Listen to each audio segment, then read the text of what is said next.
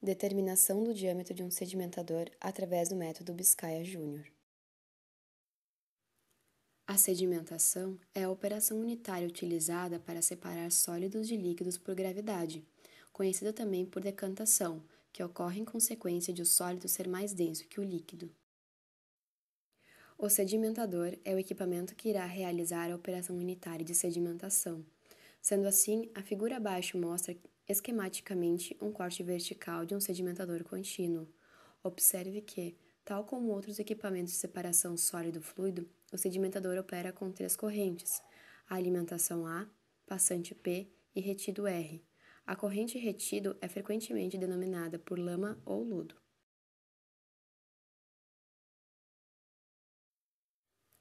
Para a determinação do diâmetro de um sedimentador em um projeto, pode ser utilizado o método Quint, uma vez que ele leva a resultados bastante satisfatórios.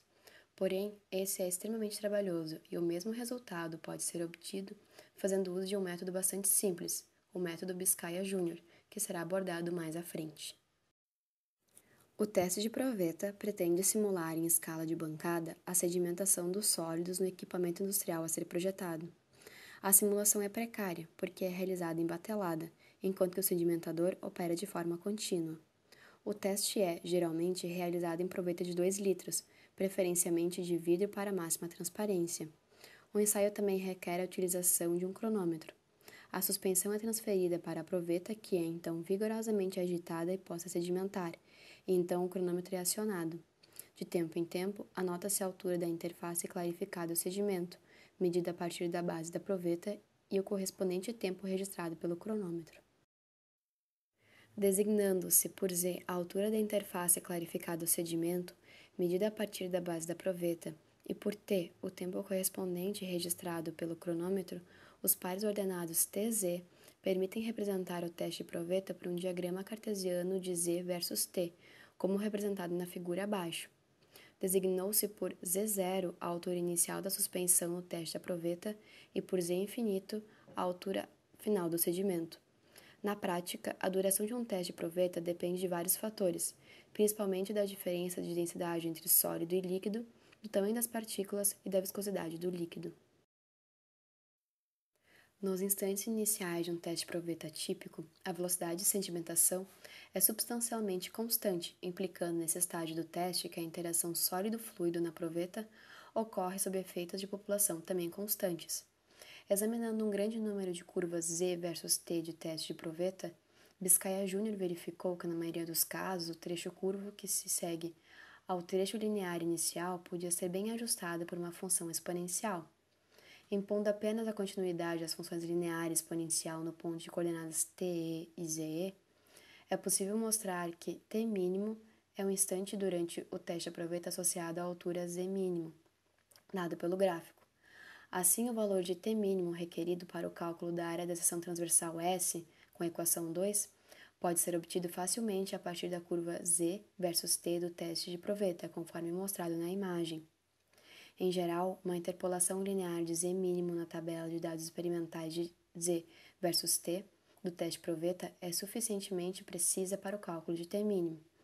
Observe que o método de Quint, versão Biscaia-Júnior, é incomparavelmente mais rápido que o clássico. Entretanto, seu uso deve restringir-se aos casos em que os dados de Z versus T para T maior que TE sejam bem ajustados para uma função exponencial. A questão a ser resolvida foi a de número 8.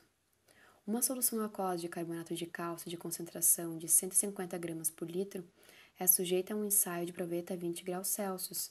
Os dados dos ensaios encontram-se na tabela abaixo. Determine o diâmetro de um sedimentador industrial usado para concentrar uma solução que encontra-se inicialmente a 150 gramas por litro até 250 gramas por litro. O sedimentador irá operar uma vazão de 30 mil litros por hora. Utilize o método de Biscaia-Júnior para os cálculos. Após a explicação do método utilizado para a determinação, seguiu-se para a aplicação do método nos dados fornecidos pelo exercício, que estão apresentados no slide. Inicialmente foi plotado um gráfico Z versus T, que será apresentado em seguida.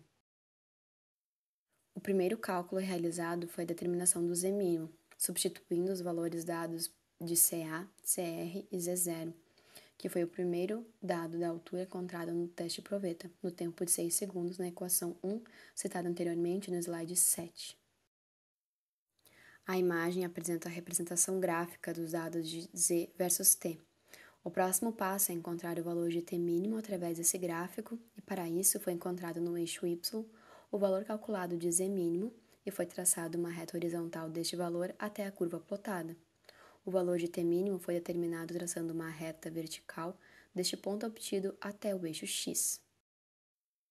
Através do gráfico se verificou que o T mínimo era igual a 260 segundos. Para a continuação dos cálculos, foi necessário fazer uma conversão de unidades de vazão, uma vez que essa era apresentada em litros por hora e foi convertida para metros cúbicos por segundo através da relação entre as unidades métricas. Feito isso, os valores de T mínimo, vazão e Z0 foram substituídos na fórmula 2, apresentada no slide 7, e então foi determinado o valor da área da seção transversal do sedimentador. O valor encontrado foi de 10,44 metros quadrados.